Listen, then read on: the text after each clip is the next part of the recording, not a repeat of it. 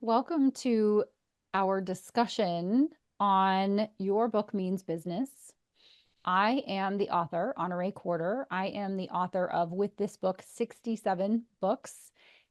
Your Book Means Business is the first book in which I have engaged a ghostwriter, and we have that ghostwriter here. It might be interesting to note if you are watching this and you're probably interested in writing a bespoke book and learning more about the process and about the people who would be involved in the writing of your book. So, with those 67 books, I've sold almost 5 million books in 40 languages over the past all the years. It's been about 20 years since I started publishing books and then getting into the business of turning those books into multiple income streams. But without further ado, I want to introduce the one and only ghostwriter that I have ever used to write one of my books, and someone who I consider a cherished colleague and friend, and that is Kent Sanders. So, Kent Sanders, I'm so glad. And I'm going to call you Kent Sanders the entire conversation. You are just Kent Sanders First and the whole last name. time. Yes. So, hi. Thanks for I almost said thanks for having me on today. This is not really a podcast, but both of us are so used to being on podcast, whether it's, Yeah, I host a show and you're a guest on a lot of shows. So, but this is a conversation. So, thanks for having me here in whatever format and whatever way this good. materialize. So, I always enjoy the chance to chat with you, and especially to talk about this book, which I think is really important for many reasons, but also a really fun book that both of us had a real blast working on. We did. We did. And I think that's indicative of the bespoke book process that we have put together over the last however I think so long. too. Yeah, is we have a really good time working on these books together. Why don't you take a minute and introduce yourself? So I am a ghostwriter. That is my full-time job, and I always have to explain to people what that is. People have heard of the term ghostwriter. Yeah. I had somebody recently who they misunderstood me. Maybe I mumbled when I said it, but they said Ghost Rider, like the Nicolas Cage Marvel character from 20 years ago. That's a whole Marvel thing. The guy in flames on the motorcycle. I said, no, not Ghost Rider, Ghost Writer, as in I'm invisible, but I am writing in the background. So that's what I do full time. I absolutely love what I do. I'm also an author coach. I host a podcast called The Profitable Writer, run a membership around that topic as well. So I do a lot of book things, Honorary, just like you do. And I wake up every morning sometimes and I just go, at some point I'm going to have to get a real job because I'm having way too much fun doing what I'm doing for this to feel like work.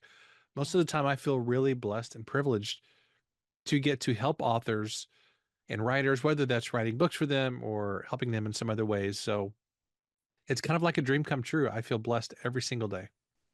I feel exactly the same way. I say it a little bit differently. They haven't come for me yet. I feel like they're going to They come at some will. point and go, okay, the jig is up, sister. You have to get a real job. And because you've been doing such light work for such a long time, we're going to make you do something really tough like lay bricks or, Stock pour shelves at concrete. Costco or something like that. Yeah, yeah, I have to do real work. So I feel very blessed to have discovered what I think is my avocation is my vocation because And I isn't love that a good books. feeling It is a good feeling. when you feel like you get to spend your time doing something that it feeds your soul and it's something that you really enjoy and it's also something that really helps people and helps build their business and improve their lives. I mean, that's a great feeling. It Yeah, really, really, truly is. yeah, for sure. For sure. So I don't remember which one of us cooked this up to write. I think maybe I had the thought It was and then you. I ran it by you. Okay. So to write, and the title came right away. Your book means business. So it's a bit of a double meaning. And as someone who talks to people a lot daily about writing a nonfiction book, specifically prescriptive nonfiction business, Hmm. transformational, I'm answering the same questions over and over again. And it occurred to me that the types of books that we are producing for our clients are this is the same type of book it would be helpful to give to someone so that they could get to know me and us in the process of reading through those pages. Yes. And I felt right away, and I'm so glad you said yes to this, which thank you, um, because I have never used a ghostwriter. So I was I don't want to say out of integrity because that's not the right thing. I had seen the process work so many times working with other ghostwriters and working with you very closely, Hmm. um, that the process works, but I had not experienced working with a ghostwriter. So one of the first conversations we had about it was, I would like you to be the ghostwriter on this book because I want to see my voice in the pages of a book that I didn't write. Sure. And so that was the first thing we did. Um, Now you tell your side of the story, and then I want to kind of give my perception and my perspective of being the client of, or being the author who didn't write the first draft of the book. Well, people ask me about ghostwriting a lot, and it was interesting to be on. Now I'm always on this side of it where as a ghostwriter, I'm writing at least a first draft of something. I didn't really do multiple drafts of this book because we did it in kind of an expedient way. Plus, you're a very, very experienced writer, so it's not as if you were new to this world. So the dynamics of this were maybe a little different than it would be for somebody who's never written anything, because you obviously immediately could get in there and add your voice and add all kinds of other things, which really made the book even more um, beautiful and well-rounded and so forth. But it's always interesting when people um, ask me about ghostwriting because it seems like the most natural thing in the world. Because ghostwriting is really just an extension of something that naturally happens in every good book process, because every book involves somebody might write it by themselves, but there's always an editor involved. You sometimes multiple editors, Right. particularly when you get into different kinds of publishing or different levels, I suppose, of books. Um, Sometimes you'll have a developmental editor and then, copy editor and so forth. You always have somebody who's designing the book and then a proofreader. So every book is a collaborative process, Right. even if it's just an individual quote unquote author. And so ghostwriting to me is just an extension of that process. It's very collaborative. And I mentioned that because a lot of people feel like ghostwriting is kind of abdicating their role in the book and they're giving that totally to somebody else. And there's a fear there that it's not going to sound like me, or it's not going to represent my thoughts or the things that are important to me.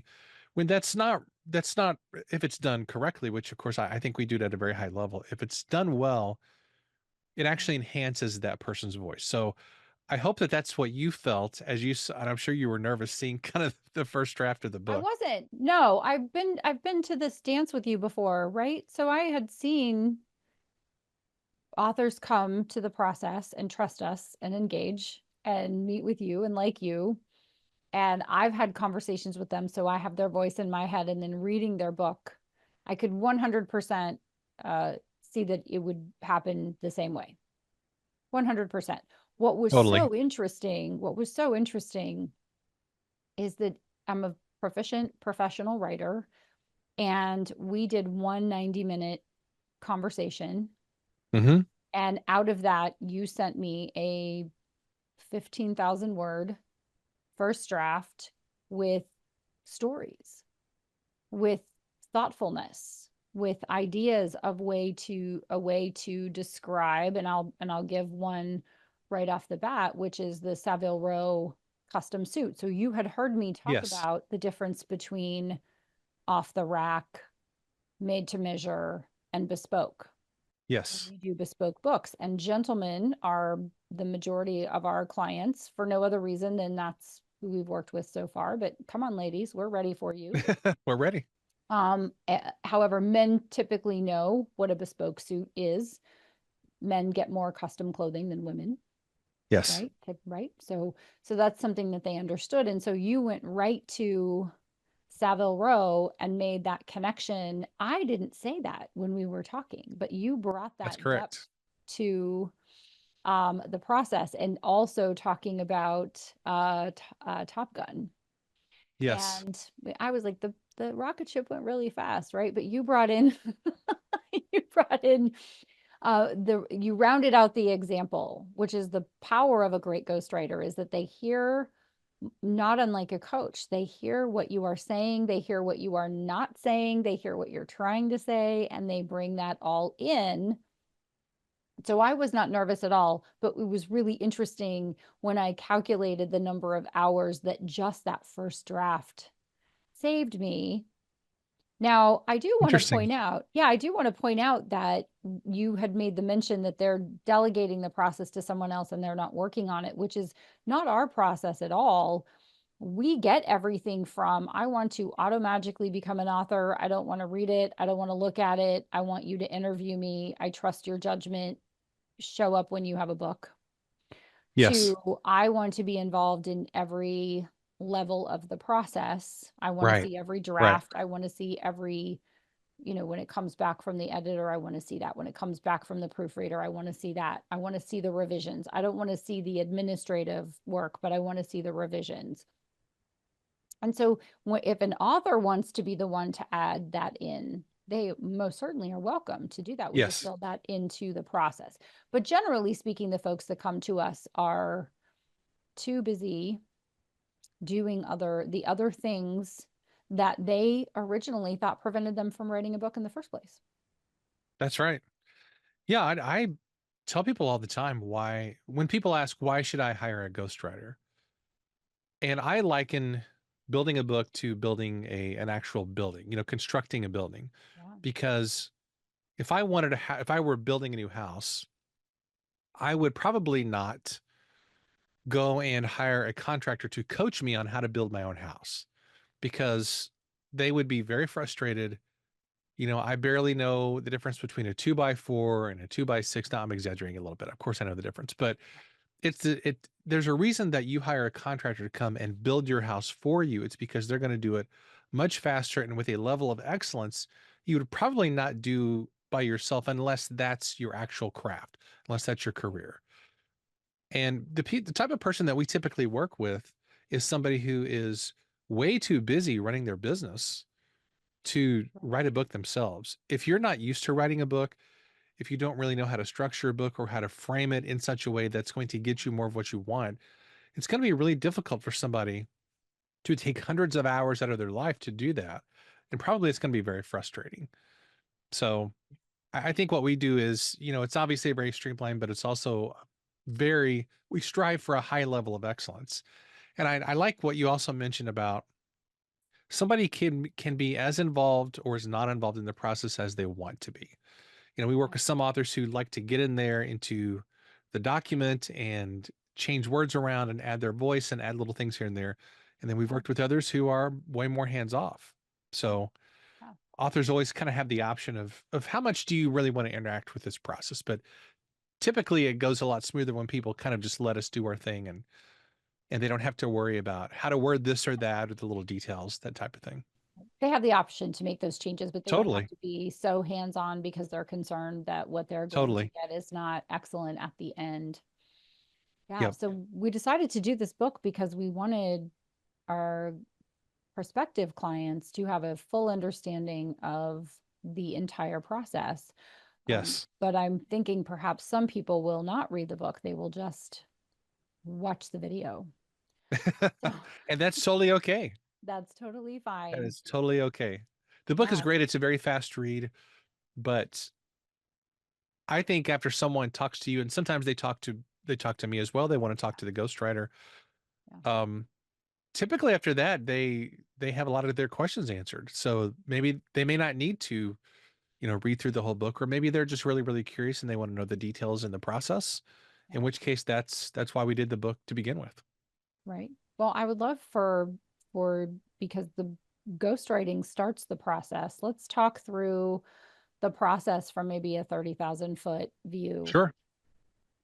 So after someone engages to write a book, we have a kickoff meeting, and depending upon the size of the book, meaning the intended word count, we have to have an Hmm. intended word count. Even if we come in over, we have to have an intended word count in order Yes. for the structure of the book to come together effectively.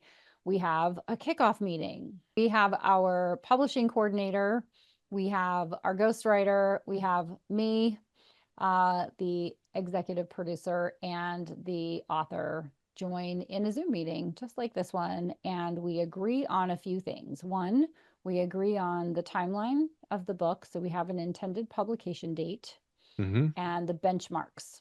So we have time built in for the entire process. We've built in bumper time, like at the bowling alley. We have the bumper time on the sides to account for whatever Santa, illness, vacation, whatever could come up. So we have time built in for those things. And then we agree to a schedule, which allows me, as the producer, to go and book the team because we have a fantastic team of people. We're going to talk about them. But we do have to get on their schedule because no people that are really excellent at what they do are just sitting around waiting for work. That's So I right. do have to book them months in advance to make sure we get those people at the right time. So we agree on the timeline and we also agree on the two jobs of a book. So do you want to take that one? Sure. So after the kickoff meeting, our process typically looks like this, where we talk about, as you mentioned, among other things, the two jobs of the book, the job of the book for the author and the job of the book for the reader. And those are really important because those are two distinct things. Obviously, they have to be in coordination with each other, but the job of the book for the author typically is to get them more business. Not always, but most of the time, it is to get them more business of some kind, whether it's more clients or more recognition or credibility in their field or whatever that goal is. Yeah. I think that is so important to keep in mind because that helps frame how we position the book and what we put into the book. And I'm always shocked at sometimes how in the book and publishing world people don't really think about that. About what is the actual goal of this book because although a book obviously has value in and of itself, a Right. book also has a lot more value when it's helping you to achieve or accomplish something else. So a book is not just an end, it is a means to a greater end, I Right. think. And that's the way that we think about these books a lot of times. But then the book also has a job for the reader. And we try really hard to think through what is this book supposed to accomplish for the ideal reader? Is Yeah. it supposed to get them a certain result or a certain kind of transformation? A lot of times in the book world, we talk about the reader's journey or the reader's transformation or some kind of lingo like that. And I think that's really important because we have to know up front, what is this supposed to do for the reader? How is this going to change their life? Because if it's not going to change them, then there's no point to the book. There has to be Right. some kind of change that takes place. And the more clear that we can get on what that is for the reader, the easier it is to put together the book. And it's important for all of us to be in alignment about that because the more in alignment that all of us are with the book Yeah. production, the writer, and the Yeah. client and the reader, then we have a super clear idea about where we're going. It's kind of like if you get in your car and you're going on a family vacation. If one person thinks you're going to Orlando, one person thinks you're going to New York, the other two people think you're going somewhere on the West Coast, nobody's going to be happy on that journey. But if everybody Right. thinks that you're going to the same place, it's going to be a much better journey together. Right. Right. Well, it's providing a process to help Yes. the reader to avoid pain, gain pleasure, or both. Yes. Hopefully both. Hopefully both, and without talking to the author, which is a heavy lift. So we have to make Yes. sure that, generally speaking, the job of the book for the author is to build their name and face and brand recognition, to engage clients or customers, to establish them as the authority, while at the same time making sure that the time and money that the reader has invested in the book is well spent and they're happy about Yes. it. Because the number one way people find out about a book or a business is through a personal recommendation. And That's so right. in order to really capture that opportunity, the book has to be very well crafted even before you cogitate on the title or contemplate what the words are that you're going to put on the page. And I think a lot Yes. of books, and I've been guilty of this as an author myself, is just, I want to write a book about this. Bloop, and then I write a book about it and then realize there's no intention and purpose. I have no job for myself. I have no job for the reader. And to unpack it and to repack it and to redo it. If you think doing it from the blank page is difficult, try doing it from a full manuscript or from a book that's done. It's not an easy task. And that has happened to you, I know, with people before where they have come to you and said, "Hey, I have this whole book written. It's the whole Yes. thing is basically done. Can you help me retrofit this to have, to change the purpose To of it?" meet Or these criteria that you're talking about. and it's very Yeah, difficult to because you have to undo all that stuff a lot of times, and that's really painful and that's really difficult. So it it's much is. better to bake that in from the very beginning.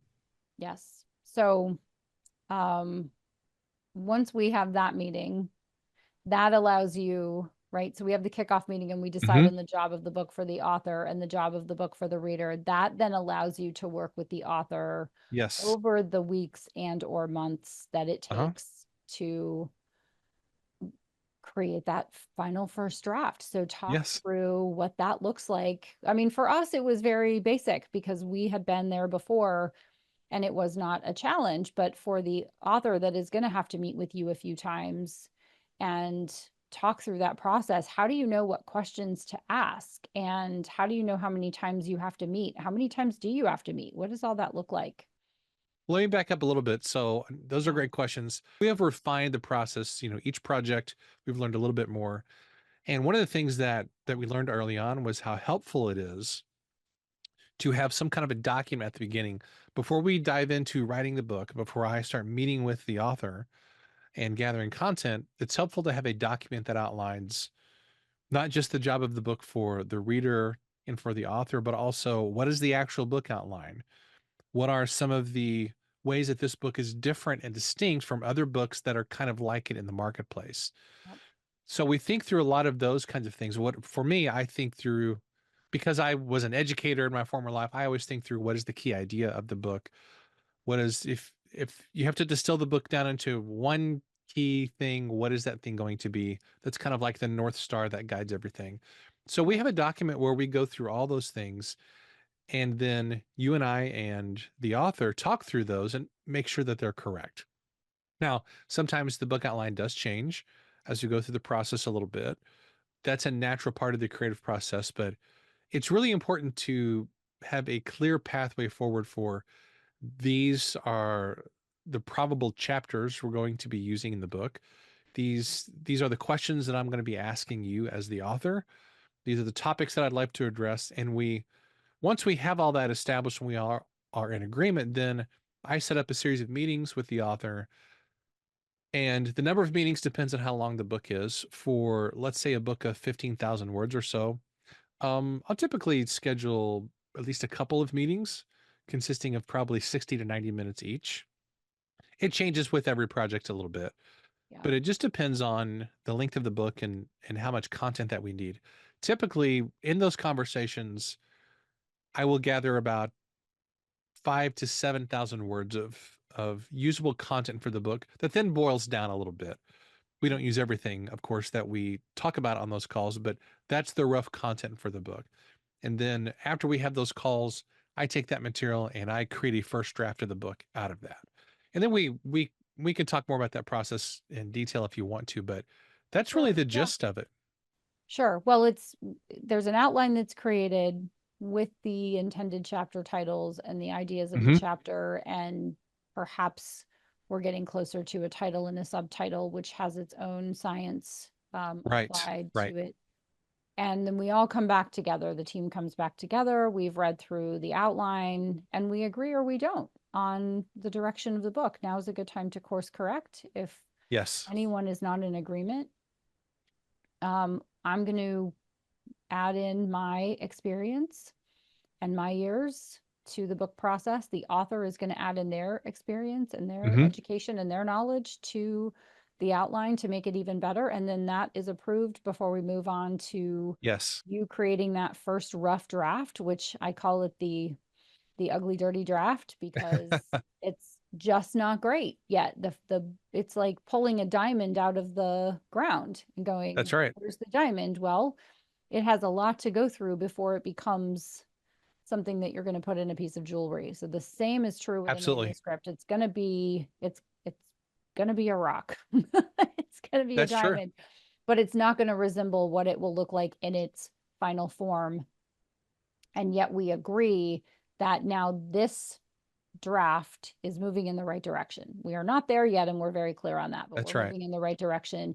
And then that allows you to get it to the final first draft, which is still very far from what it ultimately looks like. And I Right. think on average, between the final first draft, which is really the second draft, right? The final first draft, which is there's a first rough draft and a final first draft, and the draft that's published. So it goes through the editorial process, which is my process, the editor, me again, the proofreader, me again. Perhaps the author is thrown in there a little bit. Sometimes you make a command appearance when needed. Special appearance, Special special guest appearance. appearance. Yes. Before it goes to the formatting is around 9. We go from version 1 to version 7, 8, 9, Hmm. depending on Which is all pretty of the typical. different times, which is very typical. Hmm. So from what it looks like when you approve that final first draft to what it looks like when it's published, is still pretty rough, right? As we're moving through the different versions and we're wordsmithing and we're recognizing where we use the same word twice or God forbid 3 times in a sentence. It happens. We're missing words. There are extra words. All of the things that show up in this process, which I don't think anyone ever really talks about. Um, It is a process, and that is the thing that I think it's for people who aren't working on books all the time like you and I are. Sometimes when they get that very first draft of the book, and we would call that an ugly first draft, probably. yeah, Uh, we always work really hard to try and remind them that this is just a rough first draft, whatever lingo you want to put on it. that's right. And it's not going to be pretty. It's going to be messy. It's not going to be the exact same thing as when it's published. This is just a first stab at here are the big pieces that we think are going to be in the book. Yeah. And so I always try to work really hard to help people understand that because it can be a little bit shocking because if you're There's new to so the book many typos, process, Kent. Like, are you even, is this thing even on? Right. yeah, and Right. I know there is a school of thought with ghostwriters and I've talked to some of them where they feel strongly about, I've got to work really hard to have this super duper perfect clean very first draft, which never really made any sense to me. Because if you're going to change a lot of it, then Right. it doesn't make any, you're not going to polish something when you're going to get rid of part of it, you know, uh, in Or the first place. sometimes So, much of it, not generally right. speaking, but sometimes in the process is when the creativity really happens. And so That's right. sometimes the author has the realization, oh, you know what, I completely forgot, or I was thinking about it the wrong That's way, right. or my analogy that I've been using is not effective in how I'm conveying the work that I'm doing with people. It's That's not right. it's not easily understood by the reader, and we have to make it so that the reader can never have a conversation with any of us, including the author. We want them to, Right. but they have to be able to have their transformation and arrive at their destination, achieve their solution without ever interacting with the author. And so sometimes in the process, very often in the process, we recognize that the content is not quite there, and we recognize it and are able to get it there because of the process. A lot of the books that we work on are shorter. Not all of them. Some of them are really long. It just depends on what the needs of the author is and Right, what the actual right, book is. But right. it is actually harder, I believe, to create a really good short book than it is a really good long book. Yeah. All things being equal. And the reason is that in a shorter book of, let's say, 15 to 20,000 words or so, you have to be absolutely laser focused in on what is the goal. Right. We've got to trim all the fat. We have to be very concise.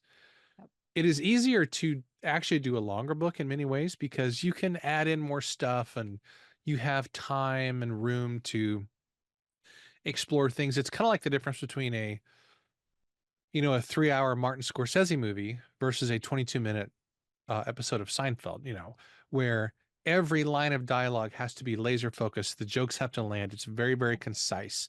There's an art to creating a short book that is not, that requires something that longer books don't usually require. So, and because we have a fast turnaround time on these books, there's really a high level of skill involved in making these shorter books pretty fast that Yeah. I don't think is often appreciated in the larger publishing world where they take forever to put a book out into the world.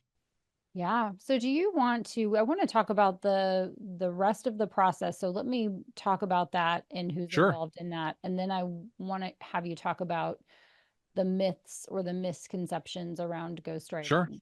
So once we have the final first draft, the book then does go into the quality control editorial phase while simultaneously the design process is happening and while I'm working on the marketing assets. So you get a book marketing action plan, which is 15 to 20 pages of, and sometimes more, of concrete ways you can turn the book into money.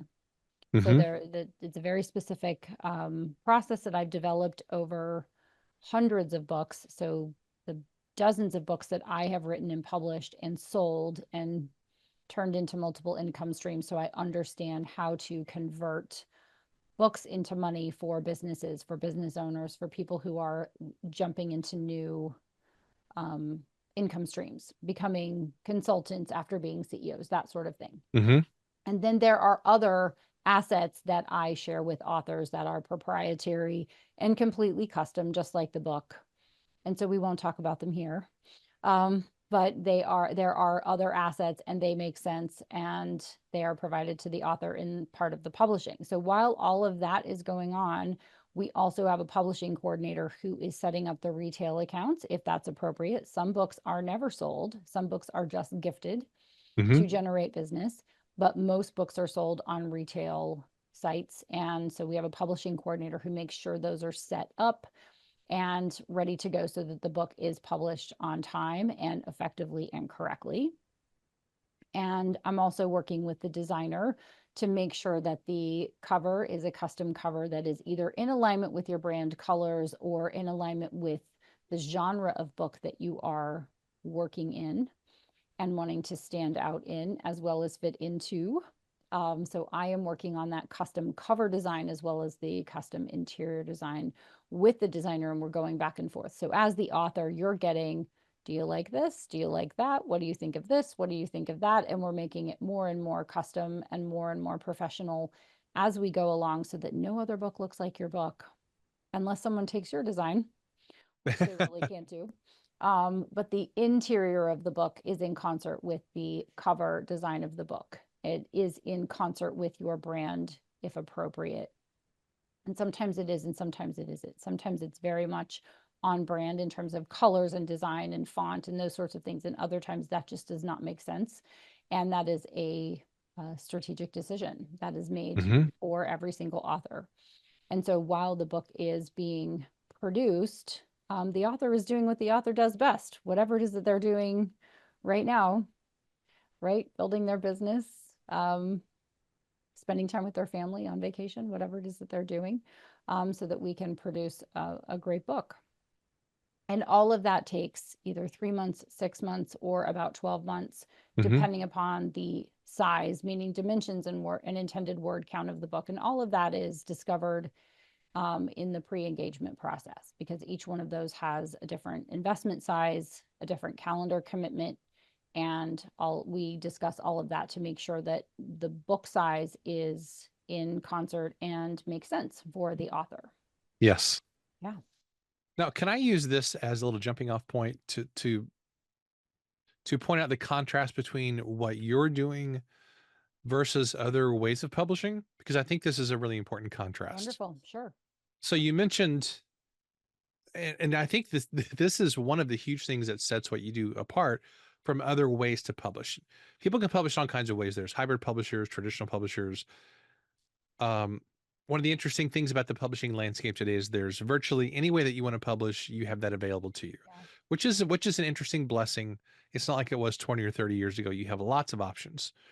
right. One of the things that I think really sets what you do apart, Honoree, is and you didn't really toot your own horn about this, but I'm gonna sort of toot the horn on your behalf a little bit, Thank you. is you've actually done all of these things that you are helping our clients to do. You have made money from books in So we don't have time in this conversation to list all the different income streams that you have developed from your own books, which is Silver. that's number one. I've been That's around a long immediately time. something that sets you apart is you've Yeah. actually done all this. But here's an interesting contrast too, is that if you look at other publishing models, and we're not here to throw anybody under the bus, there's, Not at all. we have lots of options today on how to publish. But I do think it's interesting as a ghostwriter, I've worked with lots of other ways of publishing, hybrid, traditional, done several books with you, and we have many more coming in the pipeline. Right. Um, I'm looking forward to those. But one interesting thing that I have noticed in getting involved in other publishing publishing pathways, I guess you would say, is that most of those other ways are their business model is to use the author as a platform for making money for their company. So the traditional Mhm. publishing model is designed to extract as much money from that book as possible to help make that publisher more profitable. It is not designed to promote that author or build their business or build their brand. In fact, sometimes I'm really shocked at when I see a book that's really successful, that's traditionally published, and nothing in the book even indicates where to get on that author's email list Right. or anything like that. Hybrid, it can be the same thing. Their whole business model is really built on profiting from the author. Now, I think one of the interesting things that sets you apart is you are really interested in making money, not from the author, but for the author. And Yeah. what you do is set up to make the author more profitable and successful in their business. I can't think of any other publishing model that really does that. So that's one of the unique things about what you do that I appreciate so much. And I know our clients appreciate so much as well. Yeah, you're right. They do appreciate that. And it- it's you, I've not heard you articulate it that way before. I think you articulated it beautifully. Um, and again, it's not to throw anyone under the bus. And Right, ultimately, I right. think it's how I got into this position of doing this with authors and for authors or people who want to become authors because they understand, even if just intuitively, the power of a book, but they Yes, don't know how to get there. And I've spent the last 20 years getting there and figuring yes, out how to get there and not really having a model and having the ability to kind of play around and go, well, how does this work? How do bulk books work? How do custom books work? How do workbooks work? How do you turn a book into a course? How do you monetize a course? How do you create a mastermind from scratch and monetize it and make it sustaining and popular? And that's so right. I have discovered these income streams. And in the course of discussing that with authors and aspiring authors, that became the thing that people wanted me to talk about. Because ultimately, I don't think you and I think it's hard. As a matter of fact, I think that we think it's fairly easy to look at how a book can be crafted in such a way that it is profitable for the author, that it is effective for Yes, the author, that it is a brand builder and something that makes them stand out. I don't think that's particularly hard. It seems actually like common sense to me. What is the heavy lift, in my opinion, is, and also not hard for me now because I've done it, is, and it's how my brain works, for better or worse. Sometimes it works like that at 2 in the morning, right? Is how to effectively help an author turn their book into revenue streams, how to market their book so that they sell more books, and how to market with their book so that they engage more clients and more customers yes, for more money and more often. And that is my favorite thing to do, is to have those author conversations when we get to that point in the process when I say, okay, I know you wanted to talk about marketing this whole time. You've been very patient. Good job. And now we're going to talk about marketing and how to monetize your book, how to turn your book into money, how to bake that into the book, and how to put it in hmm, the front of the book, how to put it in the back of the book, how to let the world know about your book, how to form your advanced reader team, how to get on podcasts or media if that's appropriate, how to create content around the book, and how to create other income streams around the book. That's my absolute favorite part of the process. Okay, it's all my favorite part. Actually, every single aspect of it is my favorite part. But you're right, I don't think other companies think that way because they didn't in some ways back into it in the way I did. So it's not their Right. fault Right. necessarily. It's just they have a business model. And so when someone says to me, well, I had a publisher and they didn't market my book for me, or they did very little in the marketing and PR of the book, I will remind them that their job is in their name. They're the publisher. Hmm. Their job is to publish a book for them. And the author's job, not unlike Tom Cruise's job when it comes to marketing his movies, is to market their books. That Right. you can't delegate your book marketing, at least not the social part of it. The media part you can delegate, but the social part of it, the author reader relationship has to be developed by the author. And so knowing how to That's do right. that and knowing how to do that effectively according to your personality, the jobs of the book, the time you have available, the money you have available, that's a sweet spot for me, and that's what I love working with authors to do, so that they don't feel like they have 11 billion tasks to market their book. They have a few things that they need to do consistently and purposefully to monetize their book. That's So right. thank you. Thanks for bringing that up in that way. Yeah. The key thing for me, I guess if we were going to put it in really blunt, maybe a little bit crass terms, is that when it comes to most of the time, again, there are exceptions, but most of the time when it comes to traditional and hybrid publishing, the author is a product that those companies are using to generate profit for their business. In other words, you are a product that is producing raw material for them to become more profitable. Whereas, and again, we're not trying to poop on anybody, but that is just what their business model is. Right. Whereas, again, the thing that sets you apart is you are really focused on helping the author to become more profitable. And you have done these things yourself, and so you know what works. And this Right. is based on experience. You're not somebody who has never published a book or written a book yourself, but now you're trying to help people market books. There's a lot of people out there like that as well. Sure. And what's been interesting to me is I have been involved in this process, not just as a ghostwriter who you've hired for this, but I've little insider stuff. I've been a part of your Empire Builders Mastermind for a few years now. I'm in for this next year as well. And it's been interesting to experience this as an author myself, not just as a ghostwriter for other people's books. Yeah. So it's been so inspiring just to see the way that you have helped not just book clients, but also people in your mastermind to start to put these strategies into place in their own life. And you really live this out. And it's been really, really amazing to watch. So it's really cool to see you do the same thing with clients, having experienced some of that kind of from the inside as well. Right. Well, I appreciate that very much. And I feel like this isn't just, it's not just work. I mean, we're a for-profit business. So Sure. we can say that that's the business model, and it's making money is bad, because Sure. we're building empires for people, and that means they're profitable and prosperous, and that's what we're here for. Yes. Just without the pain and suffering, in my opinion. And That's right. it is work that I'm honored to do. And so we're not looking to work with hundreds of authors. I cannot work with hundreds of authors um, at the same time, right?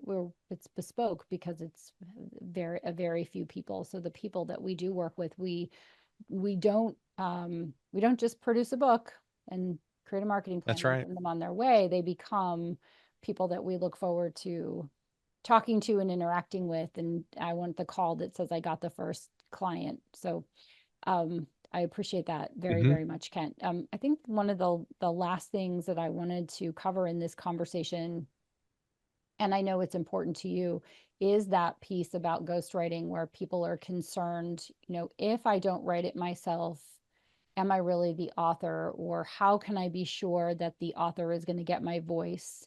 And do I have control over the manuscript? Which we've covered Hmm. that last piece, right? That they can really dig Hmm. into it and make sure that the terms and Absolutely. phrases are 100% accurate, and they get to say what they want to say. But how do you make sure, because my voice is in Your Book Means Business, and you wrote that first draft. Now I got in there and definitely went through versions one through Absolutely. nine, but you really can capture someone's voice, and that is a high level skill, and it's some talent and some gift as well. So I would love for you to talk about that as we bring this conversation to an end.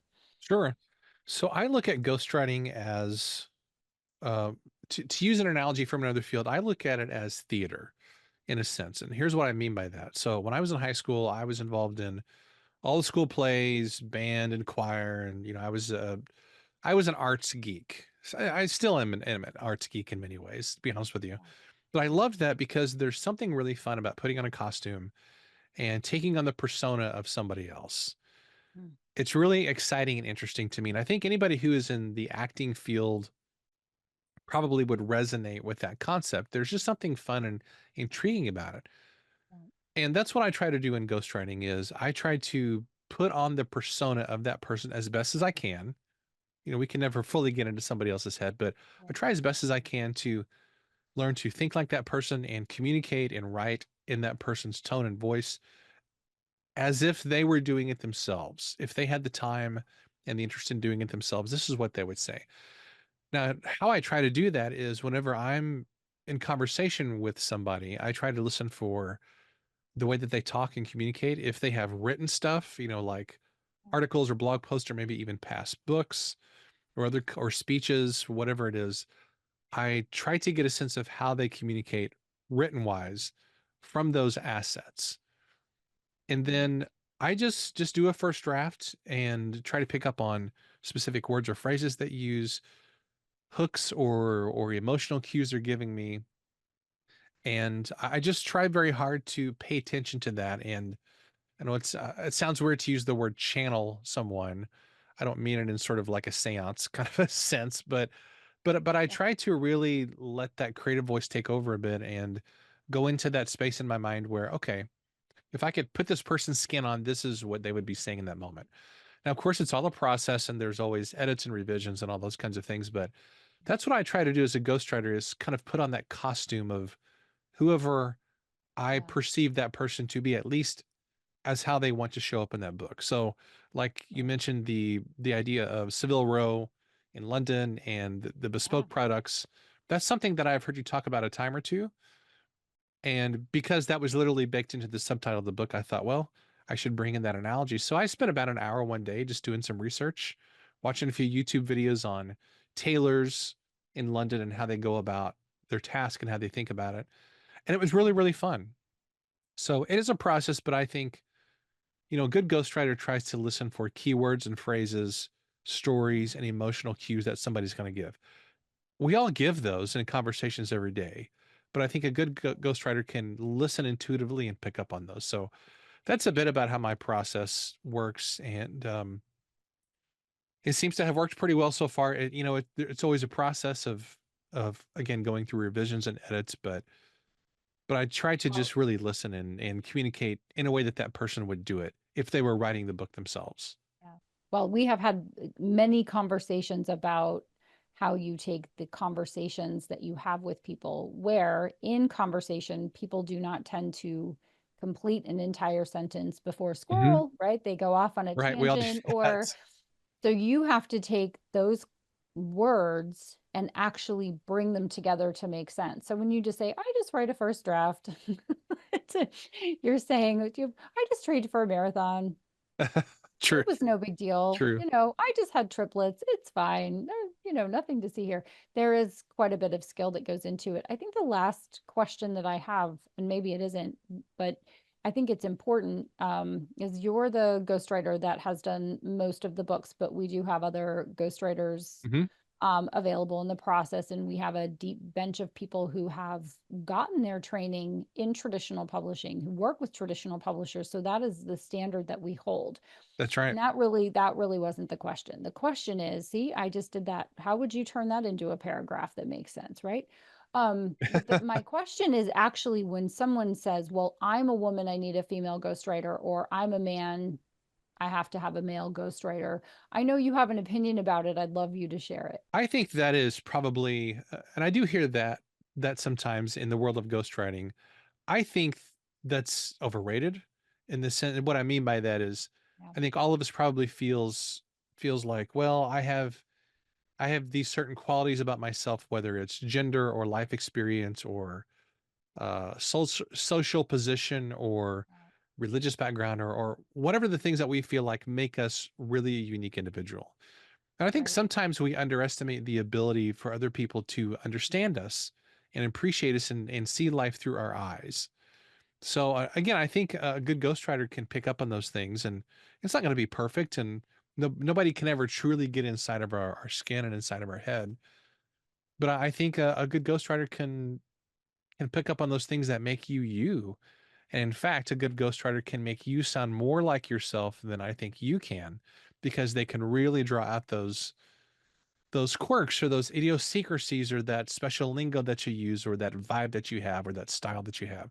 So for example, Honor, you have a specific style that you write in. And I'm I sure you're do. aware of what that style is because you've written tons of dozens of books at this point, but you have a specific way of talking to the reader that makes them feel like they're sitting over they're sitting at you with having coffee, and you communicate in a very sort of informal, friendly, energetic way. And so I tried to pick up on that as best as I could. Yeah. Obviously, Really you've good added job. your 2 cents to the book and really made it shine.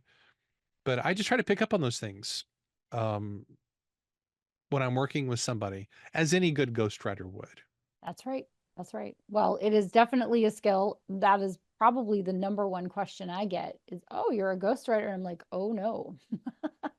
I am absolutely not a ghostwriter. That is not my skill because I do have that very strong voice. And I think it makes you even more talented to be able to write books in your own voice and then also write books in the voices of many other people because you have books by Kent Sanders that you have Sometimes written. you lose your voice. Yeah, that's true. And I post on social media all the time, and I do a podcast, and You I'm do. teaching in my own community. And that's something I've heard the ghostwriters talk about is how you have to be careful to retain your own voice as a writer because Yeah. you're putting on all these different costumes, and it can be easy to Yeah. kind of figure out, oh, I'm Yeah. what role am I playing today? Who am I as a Right. writer? That's But right. what I have noticed is that every time that I write for somebody, I keep a little bit of that costume for myself. It's really hard for me to write for someone and get inside their head and not absorb a little bit of their persona into my own. That's one of the beautiful things that I love about what Yeah. I do is Yeah. I feel like I get to absorb just a tiny bit of the best of that person, which makes me better Yeah. as a writer. And I would also add for anybody who's concerned about working with a ghostwriter, and I understand the potential fear around that. The Sure. truth is that you're already using ghostwriters. You've been using ghostwriters a long time. If you run a business and you have people crafting emails or memos or marketing assets for you, those people are trying to write in your voice. They're communicating on your behalf. If you've ever Right. bought a greeting card, you're using a ghostwriter because you're paying for somebody else to express the thoughts that you would have expressed if you had the time to make that greeting card. So we're all using writers who speak on our behalf all the time anyway. Just when you have a ghostwriter work on your book, it's just it's a more amplified version of that. That's the way I look at it. Yeah. And also it saves you. We didn't talk about opportunity cost. There is a whole section in the That's book right. about the A big opportunity section. cost of not just the investment that you make to write your book, which is not insignificant, although sometimes it becomes insignificant when you pay attention to your marketing plan, That's right. but that the time you spend trying to figure out what to say and how to say it and in what order and all of those things, you can stick with the business of your business or your life or both and let Hmm. the experts handle it, which we are honored and delighted to do. Well, That's right. thank you That's so right. much, Kent. I have enjoyed this conversation as I enjoy every conversation with you. Well, thank you. It's totally been my pleasure. Thanks for Yeah. having me. And thanks for the opportunity to have this conversation. I'm super excited about this book. I think it's going to change lives. It's going to help people become more profitable in their businesses, Yeah. connect with more prospective clients. I think it's going to do a lot of cool things. So thanks for the idea of doing this book in the first place. Yes, absolutely. Well, thank you for watching. If you're still here, we are so glad. If you are interested in doing a bespoke book project with us, you can email me at honoree@honoreequarter.com. And if you want to connect with Kent and talk more about the ghostwriting process, you can reach out to him at kent@kentsanders.net. And we You look got it. forward to hearing from you and hopefully bringing your book, your bespoke book, into the world. Thanks so much.